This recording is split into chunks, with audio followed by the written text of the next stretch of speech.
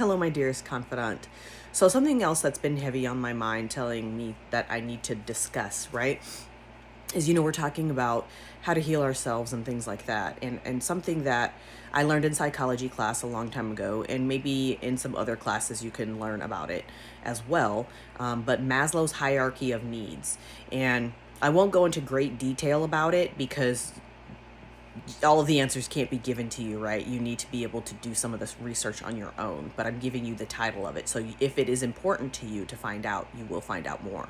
And there's other videos out there and research and things that can explain it much better and in much more detail than I can. But the point here is getting in tune with that. So if you can understand the basic levels that you need to progress and grow throughout your existence here on this earth plane, it's very beneficial to you. And so, like, at the very base of Maslow's hierarchy of needs, and really the focus point of being able to heal yourself all the way down to your soul, right? Your physical body to be healed, your mental body to be healed, all the way down to the core. We have to go down to the very base, the very basic things, because we're talking about healing ourselves from trauma. The patterns that we learned in our childhood are the basis of everything else that comes after that, right? That only makes sense. What we learn when we're babies, what we learn when we're toddlers, what we learn when we're very like subjectively, we take in a lot of information. That stuff gets put into the core of our physical body and becomes who we are until we can unlearn those patterns. And so at the very basic level of Maslow's hierarchy of needs is feeling safe and belonging. And if you can't feel safe within your own body, within your own thoughts, within your situation and environment, then you're never going to find safe situations to put yourself in. Those core traumas and triggers are going to continue to be subconsciously a part of you looking for something. And it's going to be so automatic that you're not even going to realize you're doing it.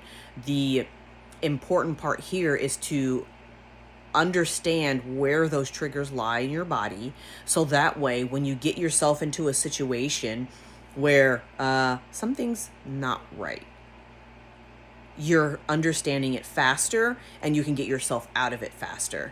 And so eventually you'll get to a point where you won't get yourself in that situation at all, right? A lot of people thrive without even knowing it. They're comfortable in chaos, and it's because of the way that they grew up. If you look back at your childhood to whoever your most influential caregivers were, it doesn't have to be a parent. It could be a grandparent. It could be a cousin. It could be anyone that had power and influence over your young mind.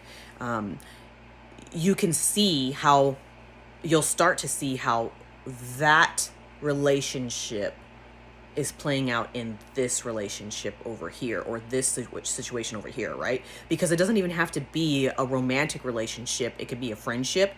It could be a work environment. It could be any of those things. And so understanding Maslow's hierarchy of needs can help you to categorize what are the right questions to ask yourself. What are the right questions to ask of God, Creator, Source, Universe, to help you to release and remove this trauma and core trigger for you, and for you to be able to move forward in a more peaceful and loving and universally accepted way. So those are my 2 cents for today. I love you, my dearest confidant. Until next time.